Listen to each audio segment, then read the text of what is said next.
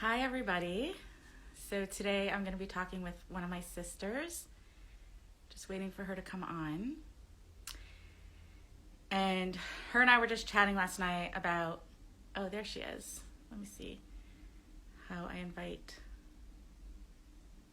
her. I'm kind of new to this. Recently, about how far we've come in our relationship. Like, we didn't exactly get along.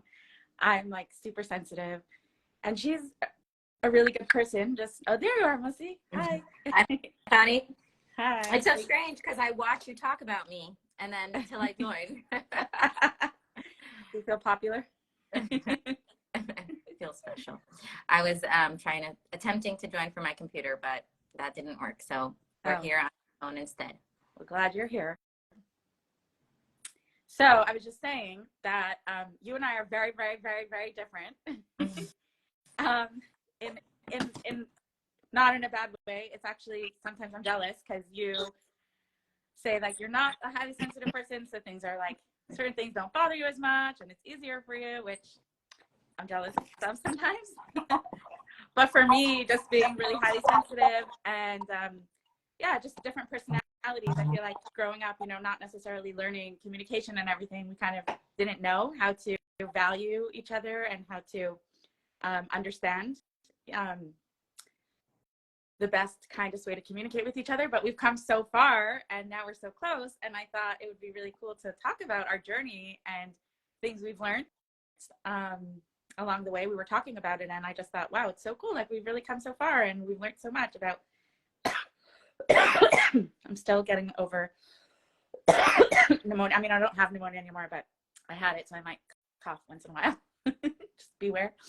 Anyway, so we both kind of didn't plan. We decided it would be a surprise with everyone else, kind of with us too, about what we talk about. But just the topic to talk about is just like our honest, direct, kind communication that I feel like is hard sometimes to do in this world. And I don't know, I don't have that with everybody, but I have that with you, and it's so healing and it feels so good. So maybe let's just talk a little bit about the beginning, how things were. So we have come from a big family. There's 13 of us, right? So like you and I, we didn't always live near each other, and I feel like so we didn't see much. I didn't feel like we saw much of each other. Did you feel like we did? I didn't. I mean, well, growing up, you were way older than me. Right. So that felt like how many there was a huge divide. years apart are we? I don't even know how old anyone in our family is. I'm probably like 8 or 6, maybe 8 years. I don't know. Okay. Yeah, so I was like already out of the house. Yeah.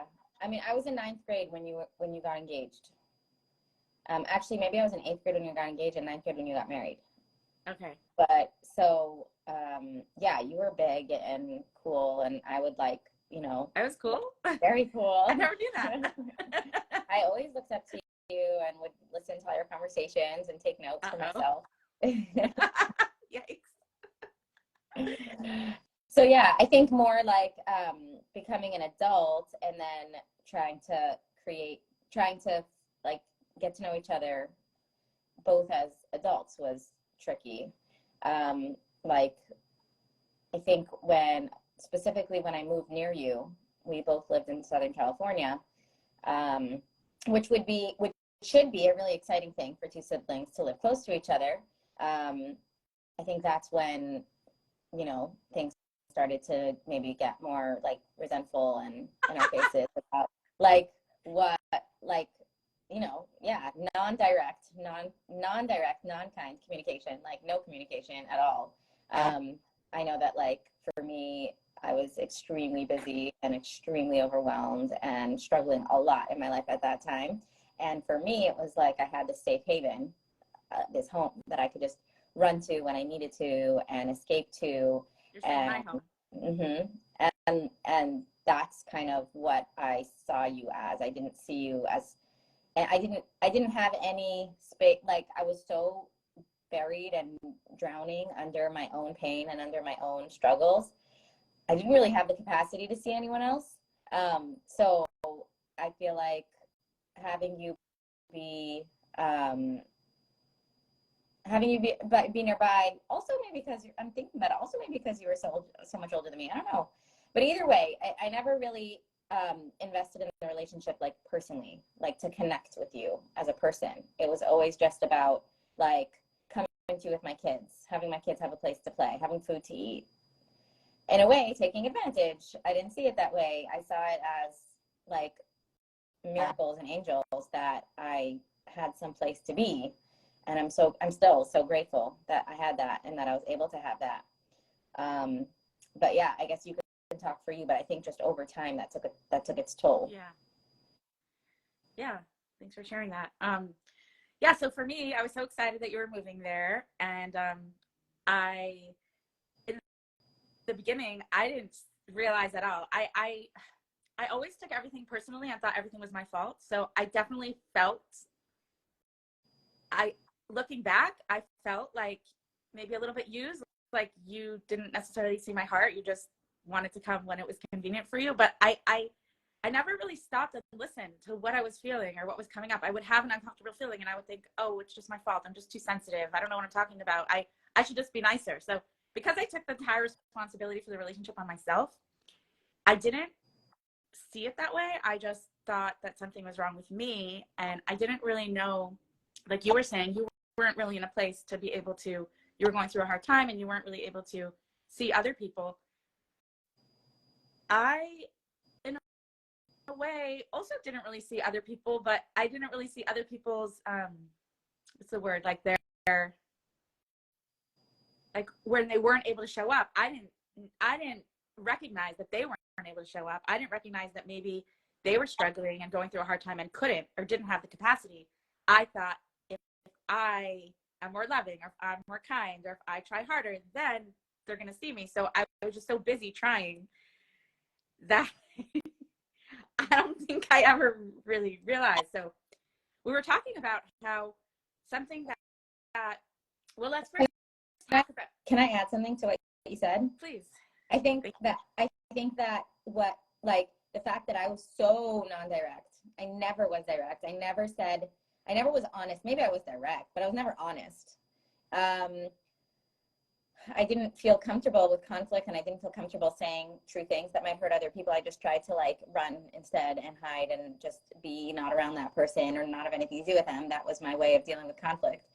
That didn't help you because you didn't know what I was going through and I never told you. And also I kind of lived my life feeling responsible for everything and everyone.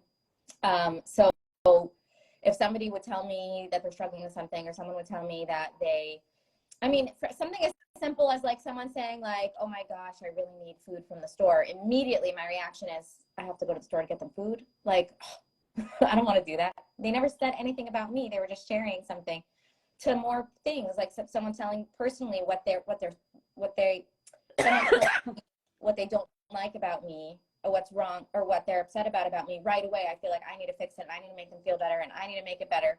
So relationships were very heavy for me because there was so much responsibility that I carried. Everything they said and everything they felt and everything they needed, I had to take care of. I had to deal with. I had to manage.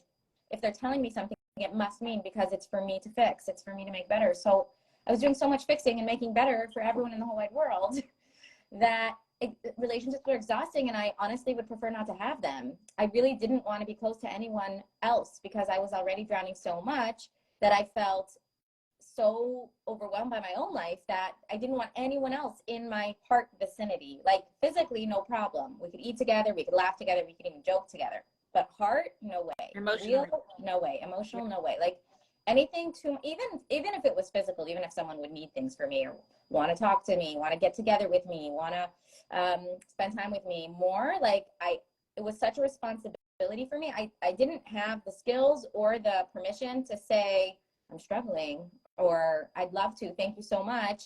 I just really feel like it's too much for me right now. I really don't have space for that right now. Like and when someone told me something, it didn't have to mean that I have to run and change and fix everything. I could just hear them and take ownership if there's something to take ownership for, or just really hear their experience and feel empathy for them for what they're going through. Like not also personalizing in a different way. Like you also personalize, it sounds like, but personalize like how you're wrong, you're bad. My personalization is like, I need to fix it. I need to make it better. I don't know. I totally get that. It's not yeah, like I don't feel bad about myself. I just feel like I have this like massive, felt responsible. So responsible. So at that time, even if you did share anything with me, like whether like, let's get together more, or like ask if you could come, like you'd ask if you could come to my house, and I wouldn't say no because I would feel bad to and not know how. But then the whole time you were there, I was giving you a cold shoulder and like annoyed that you were there, but like trying to not be annoyed. And everything you told me, I was trying to look like I'm not annoyed. The problem is you're a highly sensitive person. That doesn't really work for you. You can't, doesn't work. She feels your energy. So you like, I'm like trying to be polite because like you're my sister and like whatever, you do things for me, so I should also do things for you because I have to. But there was no desire, there was no honest wanting to be there. So yeah, I'm just gonna interrupt for a second.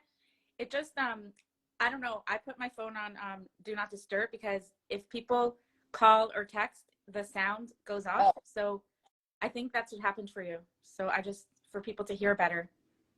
Yeah, like I'm not hearing you right now. I know you're talking, but we don't hear you.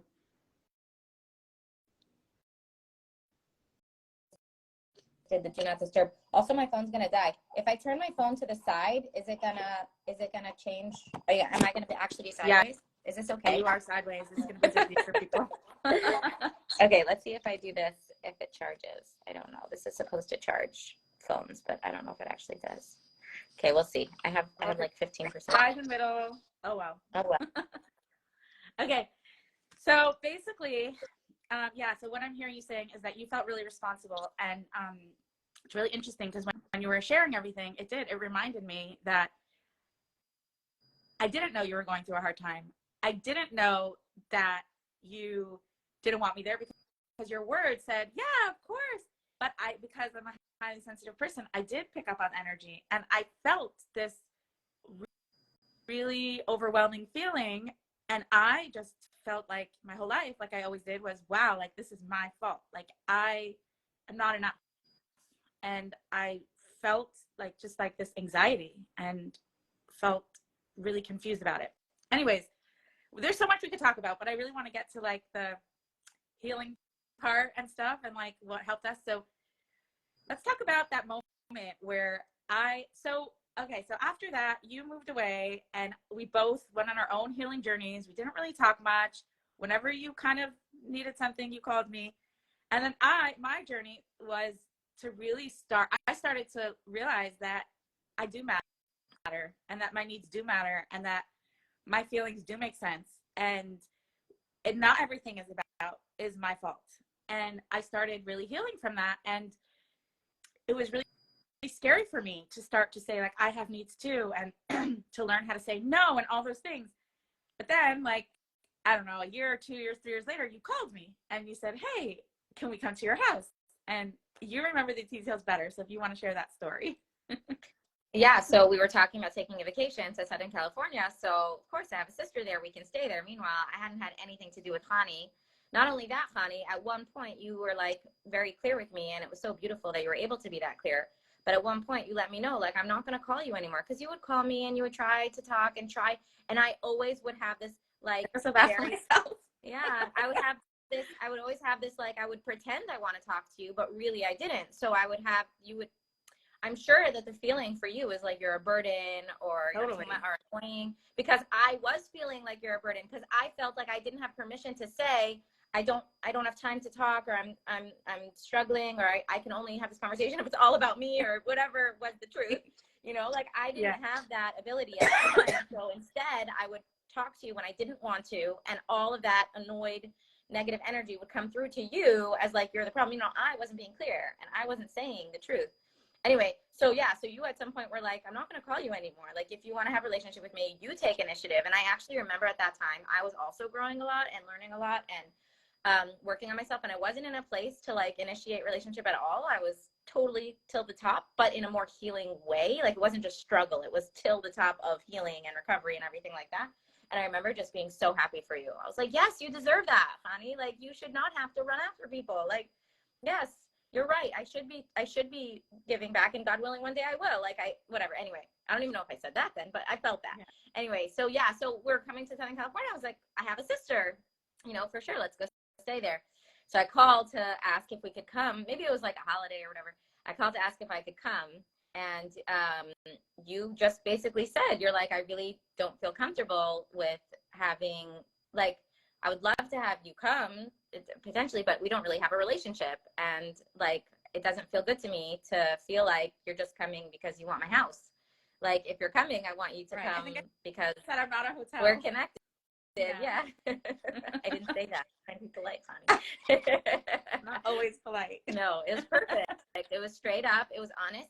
And I think where that conversation might have gone in the past would have been a lot of annoyance for me, because it would feel like, oh, you have all these expectations for me. I'm responsible. I have to call you. In order for me to come to your house, I have to call you and I have to be your friend, but I can't. My life's so full and I have no room for you. So then I would have felt this like resentment of you making me responsible for something I'm not ready to be responsible for. And it's not fair because you're doing it to me, like this victim mentality that I lived with, like everyone else is doing things to me and making me responsible.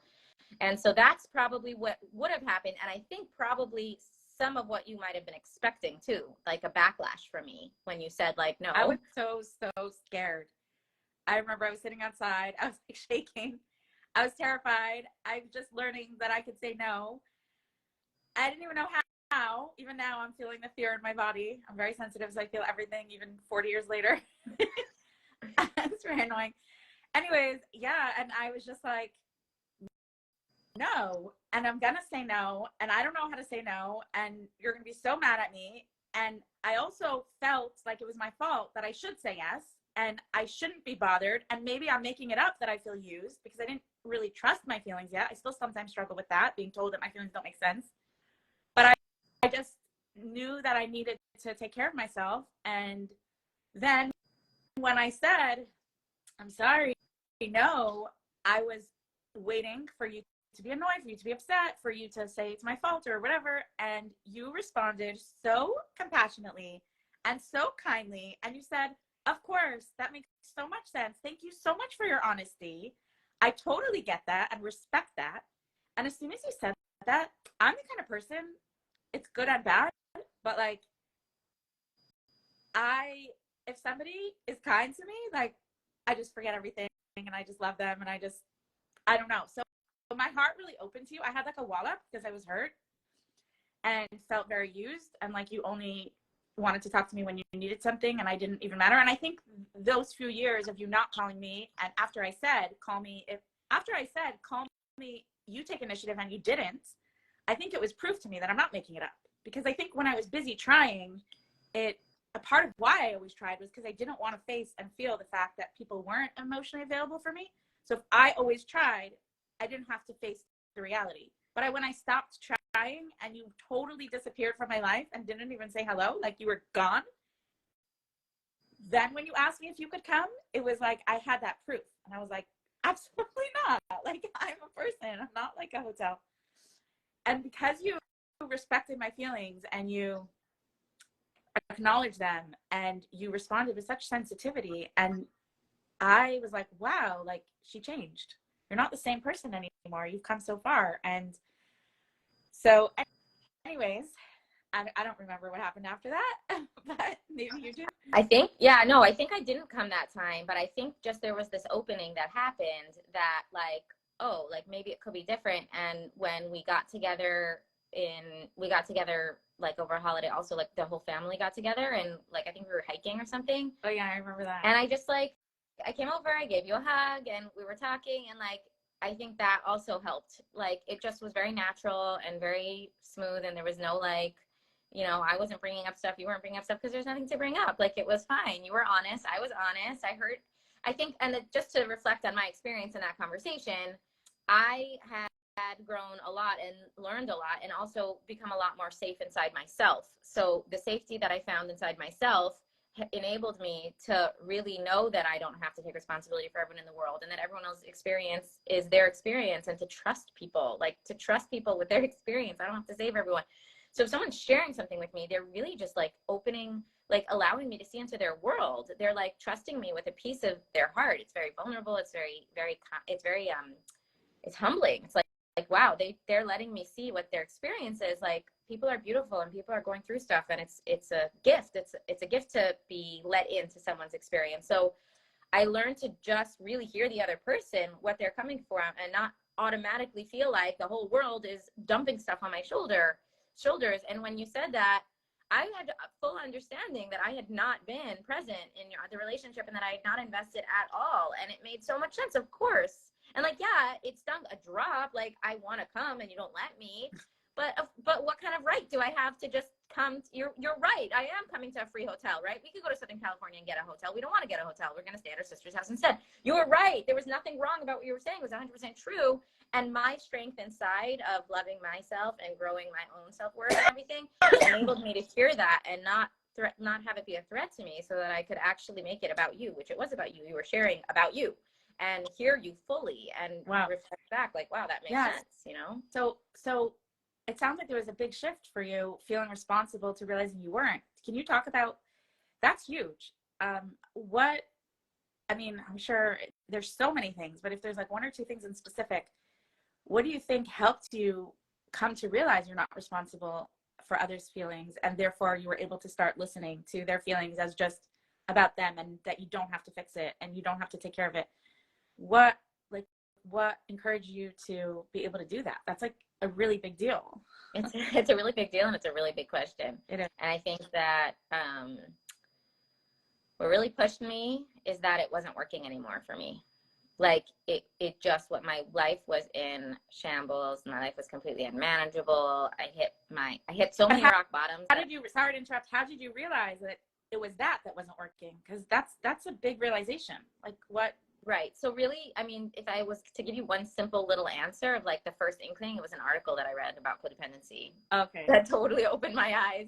And I was like, oh my gosh. And I didn't realize like the full application of it in that article. But when I read that article, it gave me an understanding about one specific relationship in my life. And I was like, oh my gosh, I am seriously living this person's life for them when nobody asked me to, and it's completely taking away my own life, and I don't have to. And like, it was this permission that I never knew that I had. Like, I don't have to. So first it was intellectual, but even intellectual freedom, before I even knew that like there's very deep entrenched patterns of coping that I had that would make it really hard for me to stop, there was this just realization.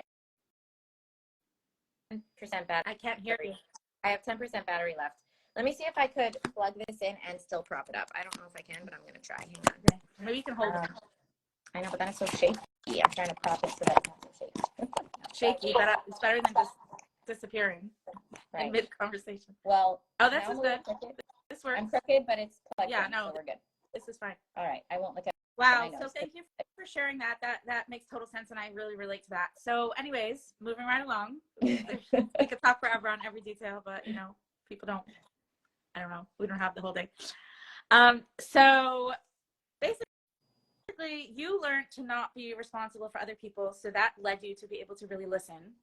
And for me, wait, did you want to say anything else on that? Well, yeah, to build on that sentence, learning that I didn't have to take responsibility for everyone else meant I could stop being so alert to listening to everyone else and what everyone else needs, and knowing what everyone else needs, and start to learn to listen to myself and know what I need and take care of what I need, because I was so busy taking care of other people, there was just no time for me.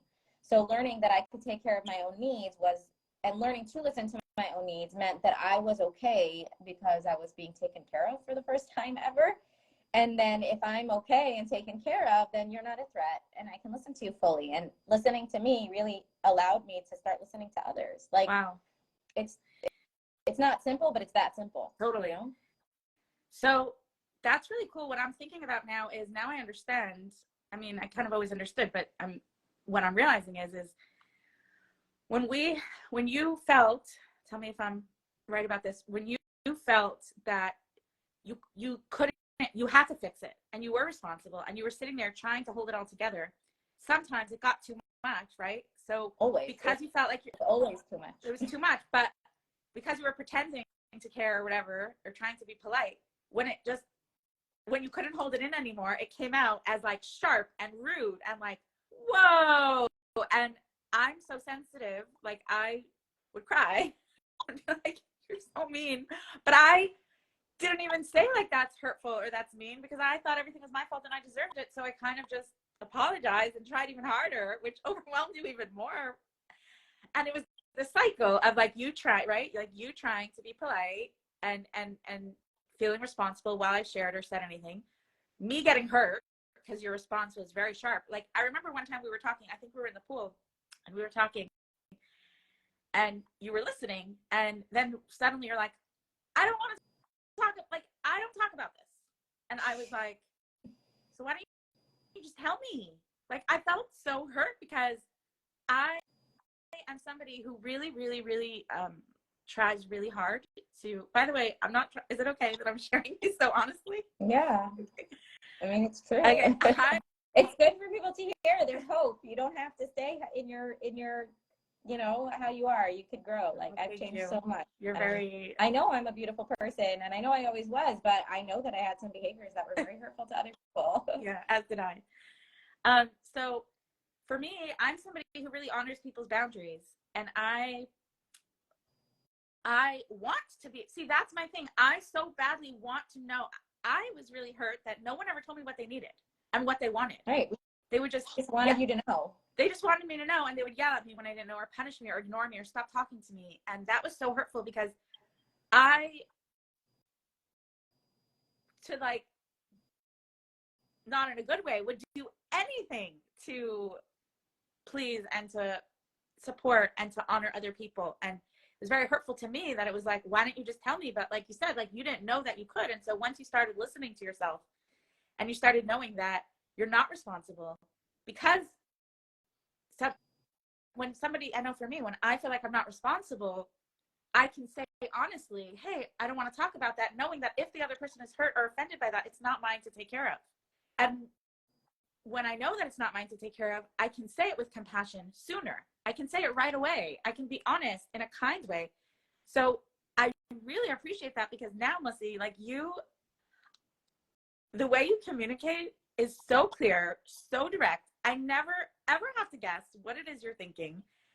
You say it immediately, and it makes me feel so safe. And you say it with such kindness and such compassion. Like, I really, it's like the opposite. Like you took that feeling responsible and like, you know, being very like, it's a beautiful quality to be direct and to be strong and to say things as you mean them. But I mean, it can come out either way, like really hurtful or really, really helpful.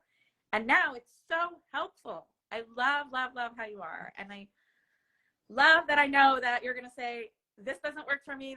This does work for me. I don't have time. Like we'll be talking. You'll be like, you'll pick up the phone and you'll be like, I'd love to be able to listen to you, but I have zero capacity. So if you have something to share for 1 minute, that's about all I can handle. And I'll be like, thank you.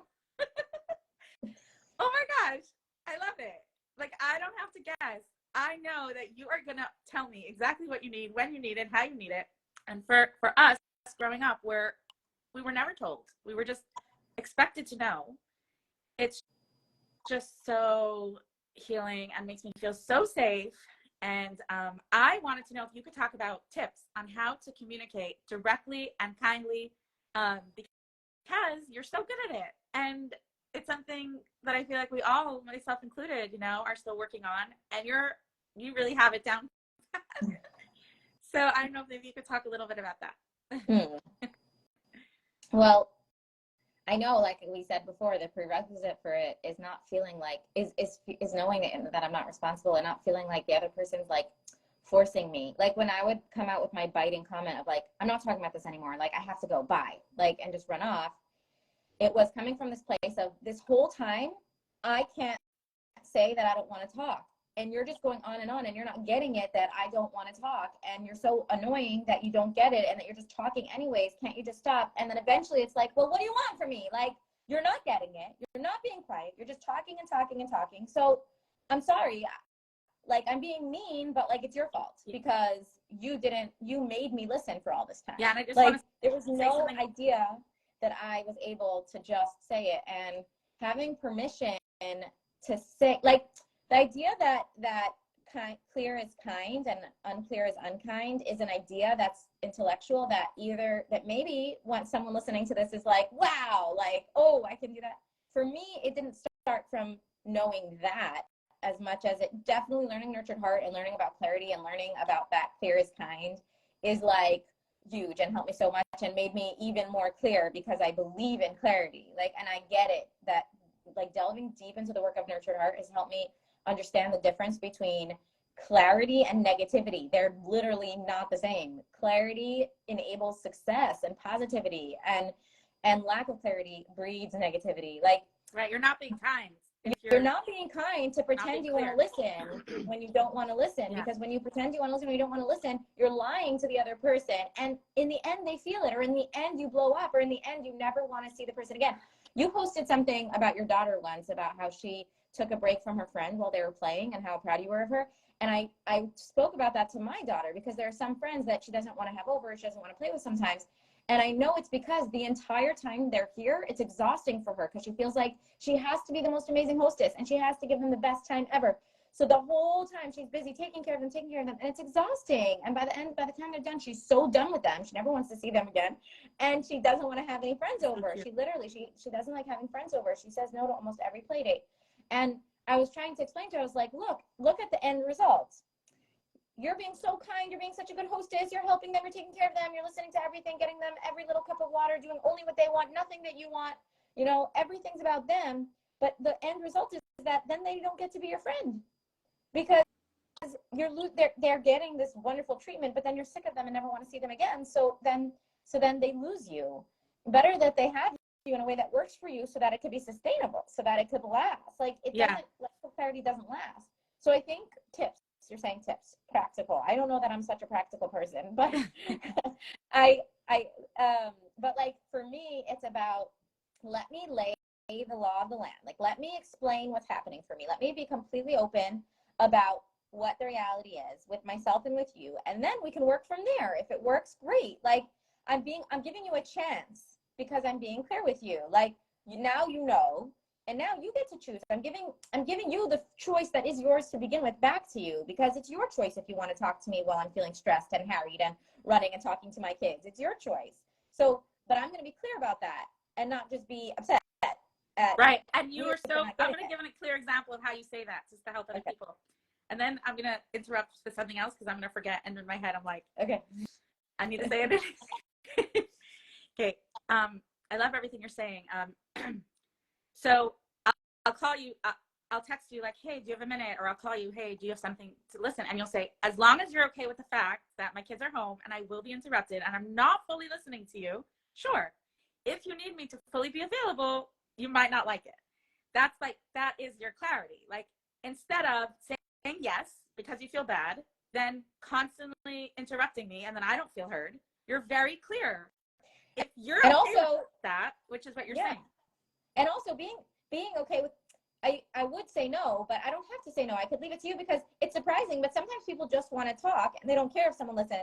We have another sister who literally, she doesn't care if I'm listening at all. She just wants to have a place to like get the information out, to like say it out loud. So she's like, fine, put yourself on mute, talk to your kids. I don't care. Like, I just need to say this. And like, I am kind of listening, and sometimes that's not okay. Sometimes you're in a heart space and you really need to be heard and you really need the empathy. And it's not respectful of yourself to like just dump all that where nobody's for me, I like it when people listen. Exactly. So say, no, call me back. Yeah, but then when we do have a conversation, it's good quality because we're both fully present. Yeah. So just to share the one point that I feel like was a while ago, and so I just want to say, when you were sharing how I would go on and on and on, and then you'd be in your head like, why is she not getting it? That's the thing too that I realize now, like, when somebody's really listening and they want to listen, I can say it quickly and once and feel good and be heard. But because intuitively and because I'm so sensitive and I feel everything, if I don't feel like I'm being heard, I feel like I have to explain it again and again and again and again and again. And so in a way, like you were saying, clarity actually helps you more, because if you're clear when you're available and when you're not available, when you're actually listening, I won't say it for 5 hours. Right. I will say it for 4.5. No, I'm kidding. I'll say it quickly, and then you'll really hear me, and then I'll feel heard, and you'll feel good because you wanted to hear me. The end. And that's something that I used to have a lot of shame about. Why do I talk so much? Why do I explain myself so much? Why? Like blaming myself for everything. And now I realize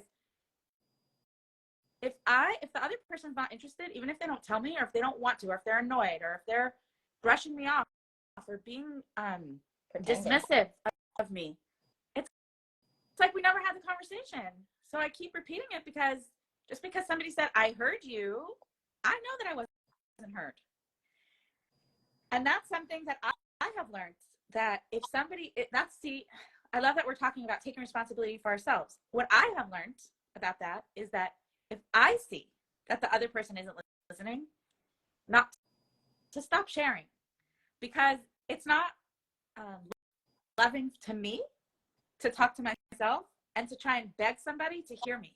And I always thought that if I explain it better, if I say it better, if I say it longer, then they're going to hear me. And now I know, now something that I'm learning is that I know that I also am not responsible and cannot make anyone else do anything that they don't want to do, no matter how well I say it, no matter how perfect I say it, no matter how short or how long I say it.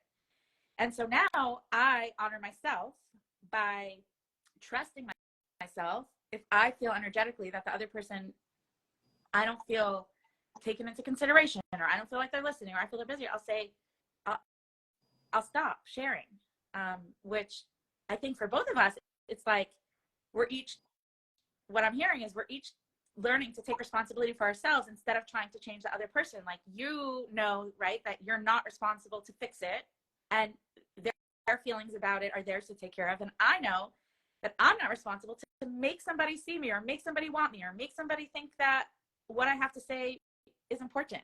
I listen to my feelings. I talk to people who want to talk to me and who I feel cared about. Even if they say I care about you, I need to feel it. And yeah, I just realized the phone isn't even plugged in, so it wasn't even charging. Let me quickly plug it in, meaning that plug wasn't plugged in. Yeah, no, I heard you, and it's so different. My husband said, like, he learned from me, because like in my relationships, like, I can be like that too. Like, I can talk and talk and talk if I don't feel heard, and then afterwards, like, he'll be like, I heard you the first time, and I'm like, well, I didn't know that. How was I supposed to know that? Anyway, he told me, he's like, someone was repeating themselves again and again and again. And I was getting kind of frustrated. So I realized, oh, maybe I just need to tell them that I heard them. So he said, so basically, this is what you've been trying to tell me. And they were like, how did you know? Like, exactly. He said it a lot of times. He's like, the other person's like, well, I didn't know you heard me. Like, I didn't know you were listening. And that's the way it is. Like, people need that feedback. And it's not only feedback, it's not only the words, because I could say the words that you're saying, oh, I hear you saying this and this, but in my heart be so resentful that I'm talking to you. It's feeling like it's wanting to be in the conversation because you actually want to. And that's the thing with clarity also, like you were saying, how what you've learned helps, that you don't talk when someone else doesn't want to listen, which is, first of all, it's respectful to you. Second of all, yeah, some people are never going to say it. So it's not going to go, it's not going to go anywhere. But then the other thing that I